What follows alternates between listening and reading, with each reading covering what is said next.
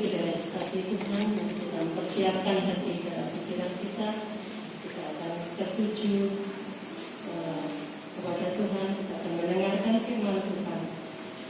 Dan kita akan dipersiapkan dengan satu pujian, mengalirlah kuasa Roh Kudus dan mengundang jalan untuk berdiri dan diperingatkan untuk menolong tak keras karena dan begitu.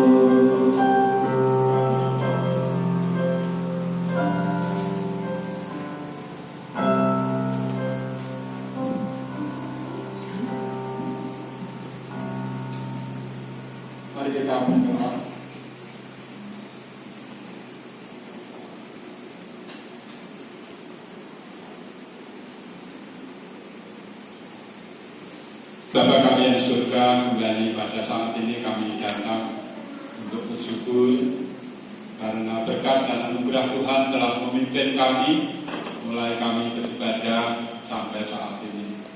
Sebentar kami akan mendengarkan firman Tuhan. Tuhan berkati kami semua. Dalam nama Tuhan Yesus kami berdoa. Amin. Bapak Ibu Saudara yang dikasihi Tuhan, silakan duduk kembali.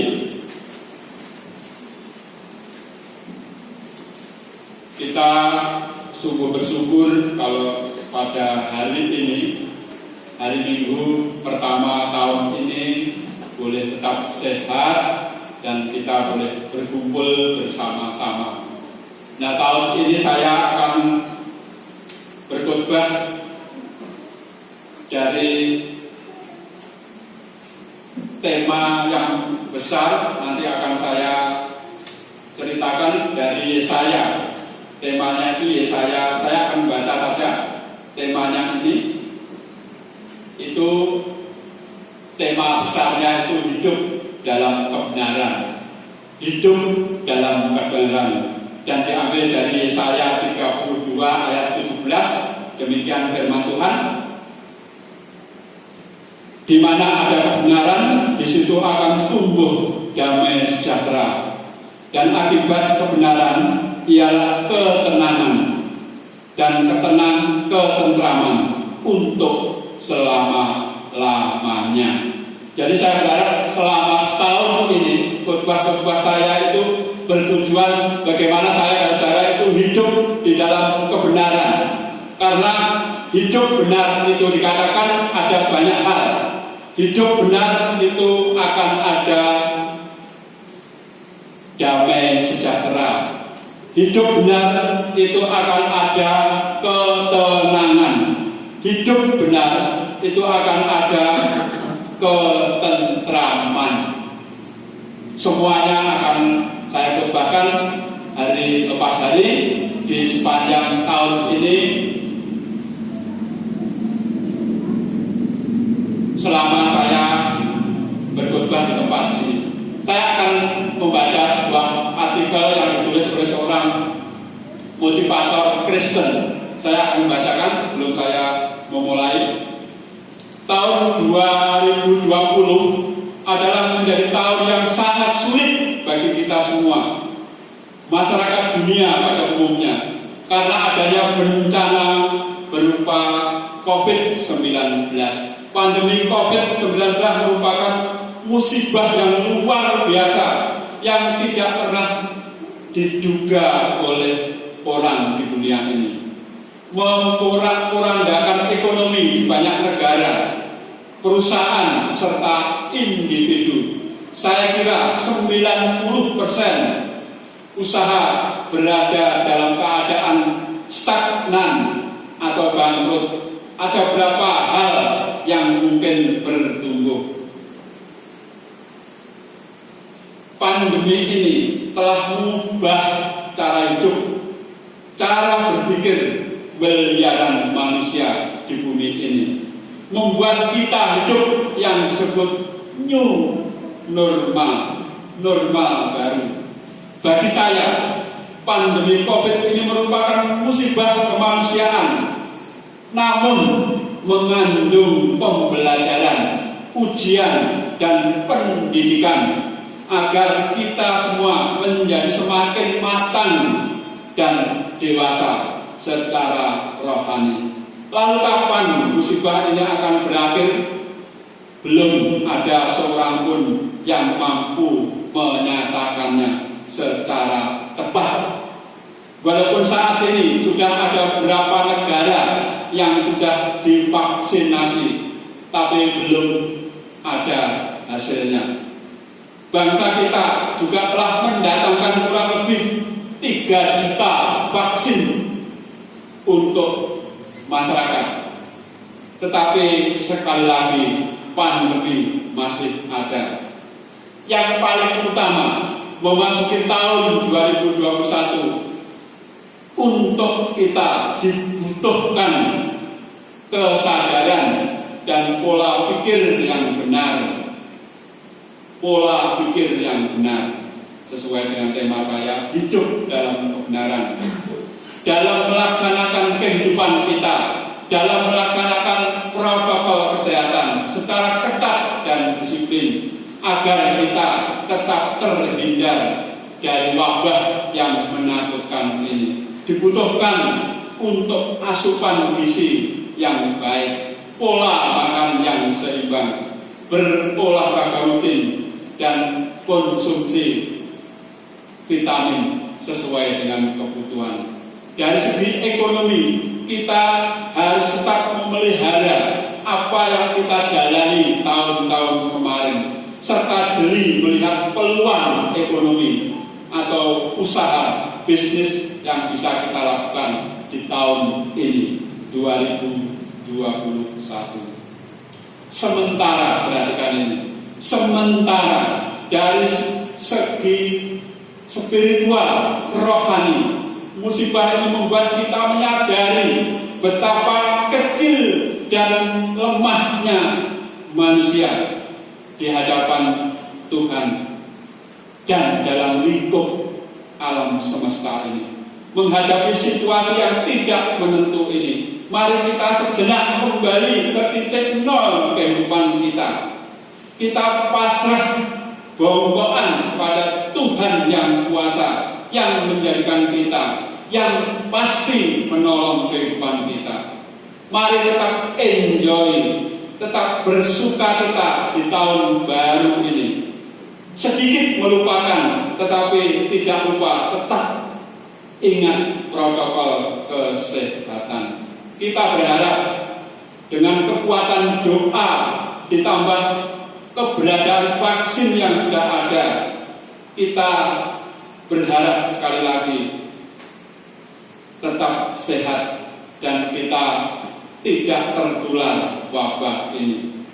Seiring berjalannya waktu, diharapkan virus ini semakin berkurang di bumi ini.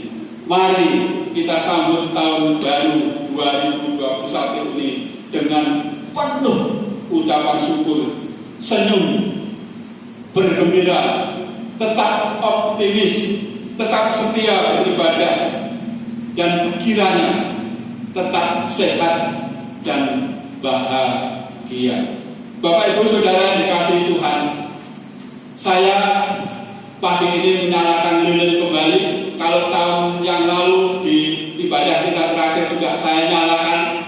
Saya ingin saudara, baik tahun kemarin kita mungkin ada semangat, walaupun semangat kita mungkin agak kendor, tapi kita kembali diingatkan oleh lilin. Mari kita tetap menyala kehidupan kita. Kita tidak pernah mati dalam tanda kutip rohani kita. Asal lilin ini dipelihara, kita punya persiapan-persiapan untuk tetap hidup.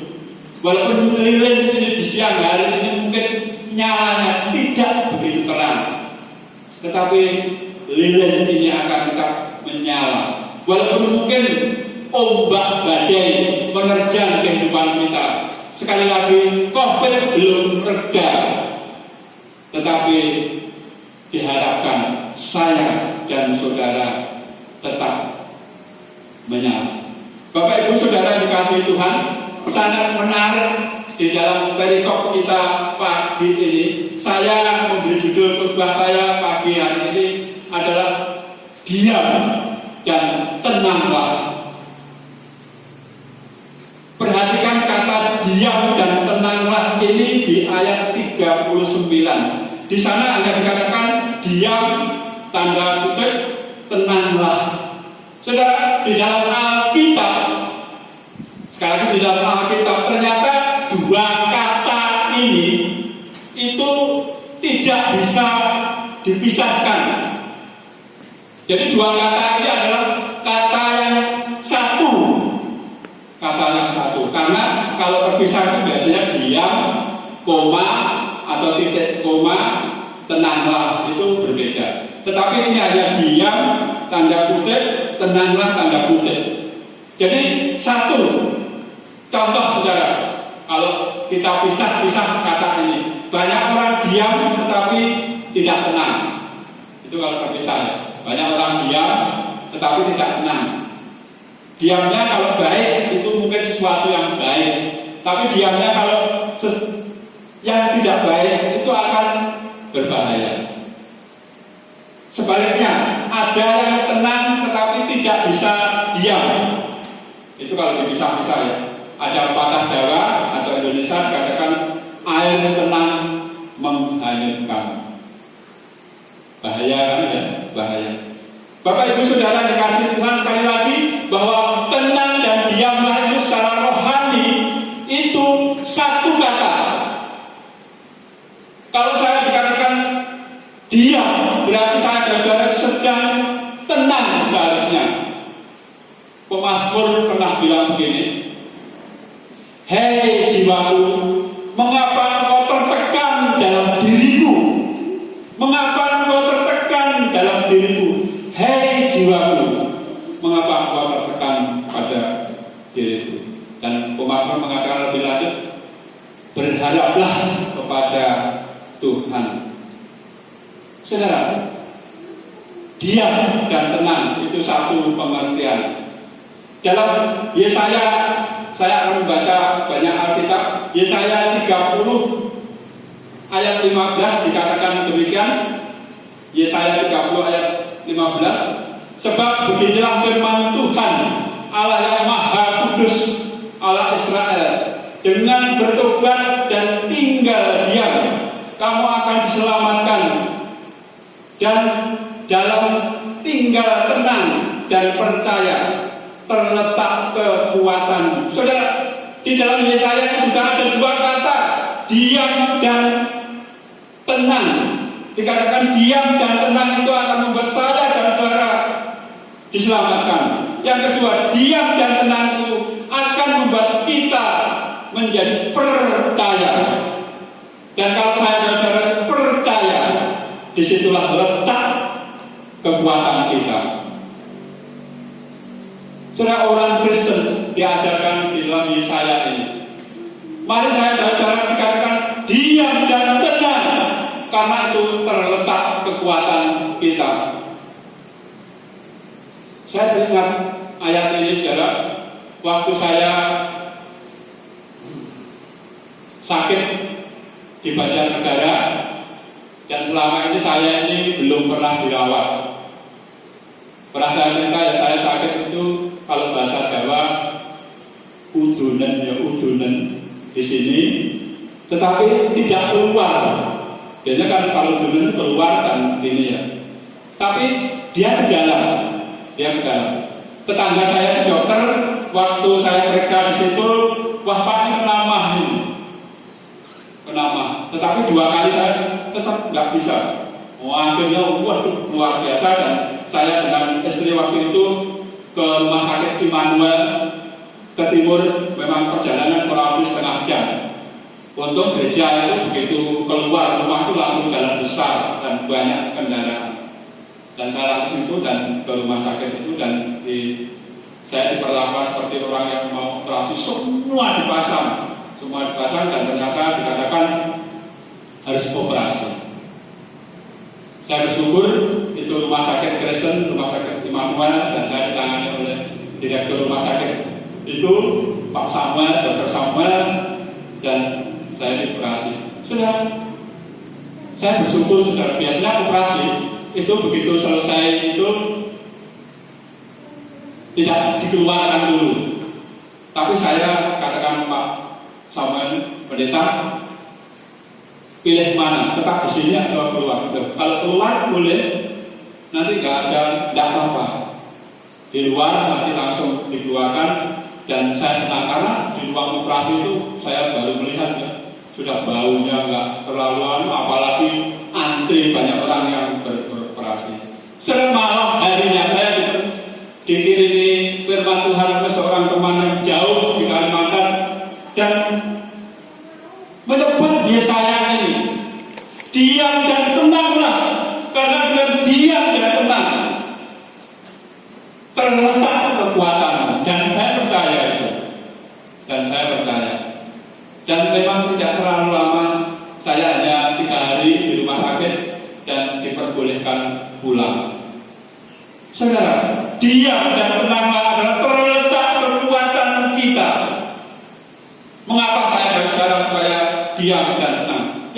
yang lagi Tuhan. Satu firman Tuhan lagi, 1 Petrus 4.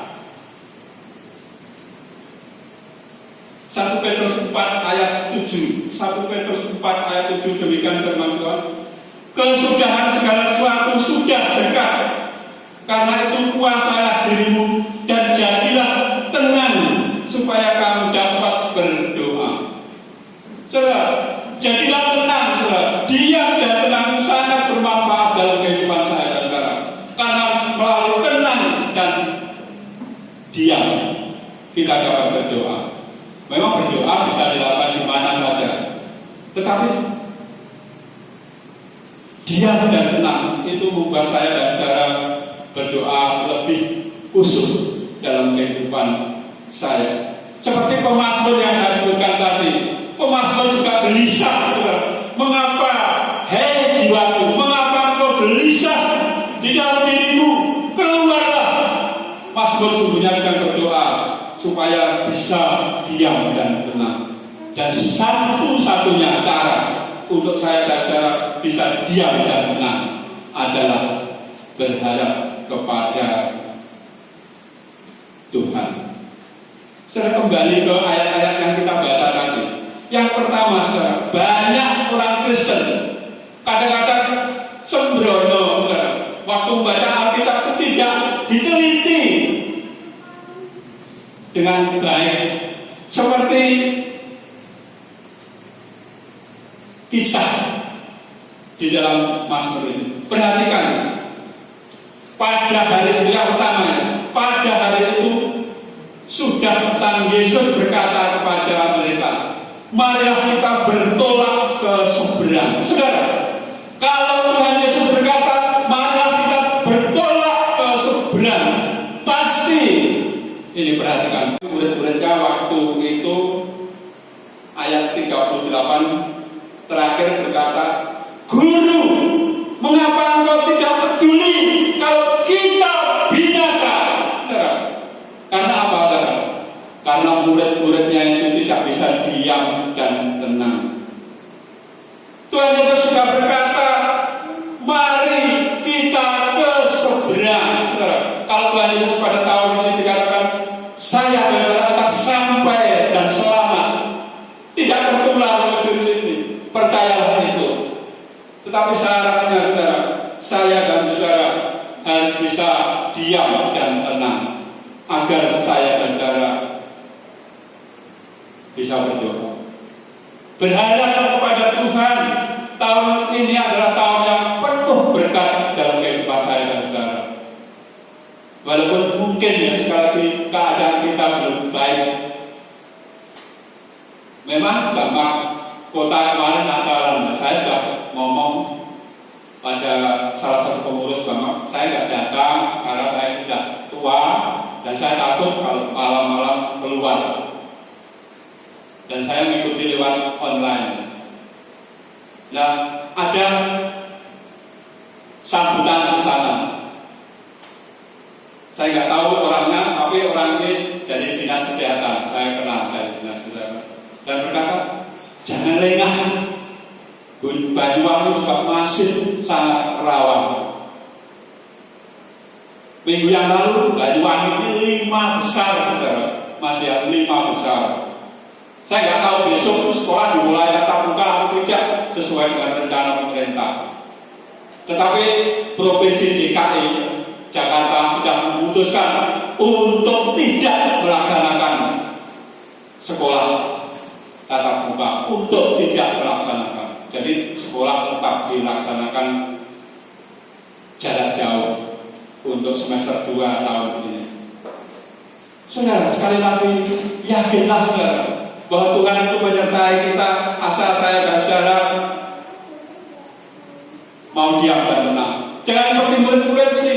Tuhan, mengapa Engkau tidak peduli dengan kita? Muka adanya waktu itu susah payah ya, karena perahunya kesana kemari. Saudara, kalau Tuhan Yesus berkata ke seberang, jangan seperti murid-muridnya. Tuhan Yesus dibawa saja. Seharusnya murid-muridnya mengatakan, Tuhan pimpin perjalanan kami. Saya sadar segitu juga. Tuhan pimpin perjalanan saya, keluarga saya di tahun yang mudah ini, supaya kami bisa sampai di tempat itu. Dan waktu itu Tuhan berkata, karena murid-muridnya sedang kacau, berkata, diam dan tenanglah. Saudara, kata-kata ini sebenarnya ditujukan kepada siapa, saudara?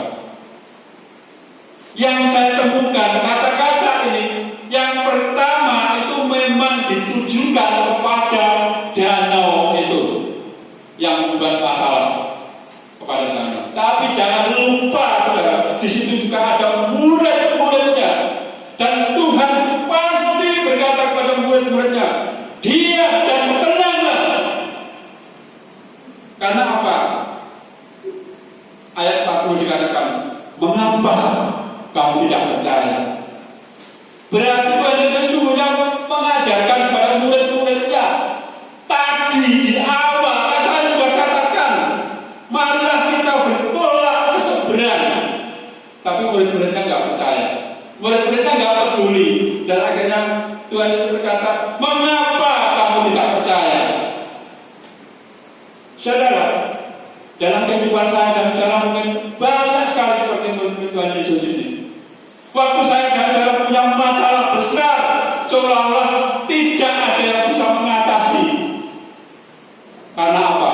Saya dan saudara lupa untuk diam dan tenang.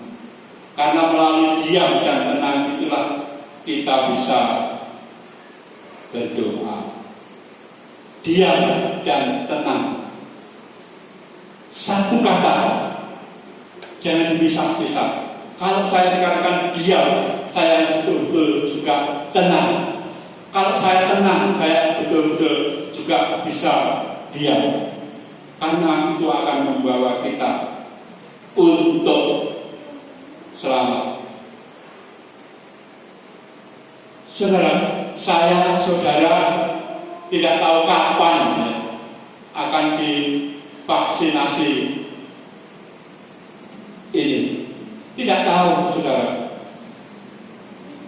Dan pemerintah itu terus menganjurkan kepada saya dan saudara untuk tetap mematuhi protokol kesehatan. Walaupun nanti saya dan saudara sudah divaksin, protokol kesehatan itu harus kita tetap laksanakan, saudara.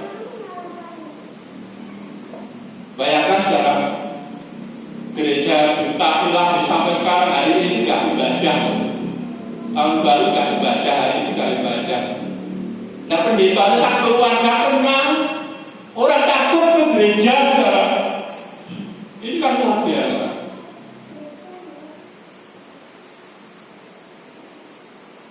Memang ya mungkin ada kami teman-temannya juga tidak menasihati apa-apa.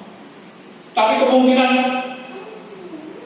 ya namanya Natal, pendeta itu tidak ada yang sibuk, tapi lupa untuk diam dan tenang. Daud menjadi pelajaran bagi kita. Usirlah, saudara, kalau jiwa roh kita tidak diam. Berdoalah seperti Daud, mengapa engkau diam di dalam diriku? Hei jiwaku, mengapa engkau gelisah di dalam diriku? Berharaplah kepada Tuhan. Saya akan membaca yang lengkap saja supaya Bapak Ibu Saudara mengerti. Mazmur 42 mengenai ayat ini. Mazmur 42 ayat 6.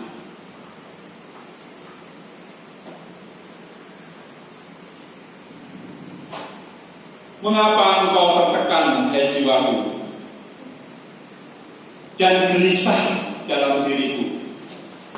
Berharaplah kepada Allah, sebab aku akan bersyukur lagi kepadanya, penolongku dan Allahku. Jelas sekali, saudara.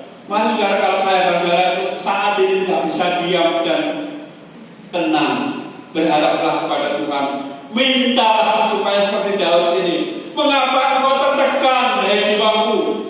Mengapa engkau gelisah dalam diriku? Berharaplah kepada Allah, sebab aku akan bersyukur lagi kepadanya, penolongku dan Allahku. Mari kita berdoa.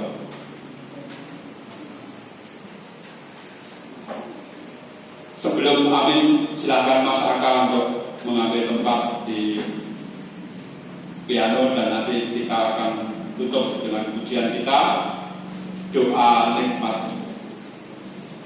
Bapa kami yang surga, kami bersyukur Tuhan kalau pada saat ini firman Tuhan boleh mengingatkan kami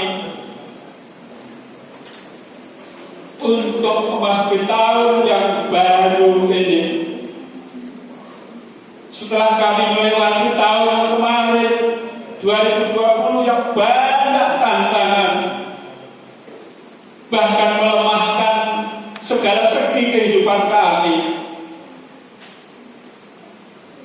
firman Tuhan pagi ini mengajarkan kepada kami untuk kami diam dan tenang. Karena melalui diam dan tenang itulah kami mampu berharap kepada Tuhan. Tuhan menolongku. Kami berdoa Tuhan terus untuk kami semua, seluruh jemaatmu, baik yang saat ini hadir maupun yang tidak hadir, baik yang saat ini ada di Banyuwangi ini maupun ada yang di luar kota. Kami rindu dan berharap kepada Tuhan. Kiranya kami mampu menjadi orang-orang yang diam dan tenang dalam kehidupan kami. Walaupun mungkin tahun ini tahun yang juga tidak mudah harus kami lalui, tetapi bersama Tuhan kami berharap, karena Tuhan adalah penolongku. Kami juga berdoa Tuhan untuk kami semua, seluruh jemaat di tempat ini, bahkan seluruh keluarga besar kami dimanapun mereka berada. Jauhkan kami dari wabah COVID ini, sehingga kami boleh tetap sehat, kami boleh tetap beraktivitas. Berkati Tuhan kehidupan kami tahun ini. Kami rindu Tuhan untuk menjadi orang-orang yang diam dan tenang. Kami rindu Tuhan untuk menjadi orang-orang yang selalu mengutamakan Tuhan dalam kehidupan kami hari lepas hari, khususnya di tahun ini. Sehingga tahun ini, walaupun mungkin banyak orang yang pesimis, kami menjadi orang-orang yang optimis, dan apa yang kami lakukan berhasil semata-mata karena berkat dari Tuhan. Kuatkan iman dan percaya kami. Kami sebentar akan kembali ke rumah kami masing-masing. Tuhan menyertai perjalanan kami, bahkan aktivitas kami hari ini. Tuhan memberkati engkau dan melindungi engkau. Tuhan menyinari engkau dengan wajahnya dan memberi engkau kasih karunia. Tuhan menghadapkan wajahnya padamu dan memberi engkau damai sejahtera. Dalam nama Tuhan Yesus kami berdoa.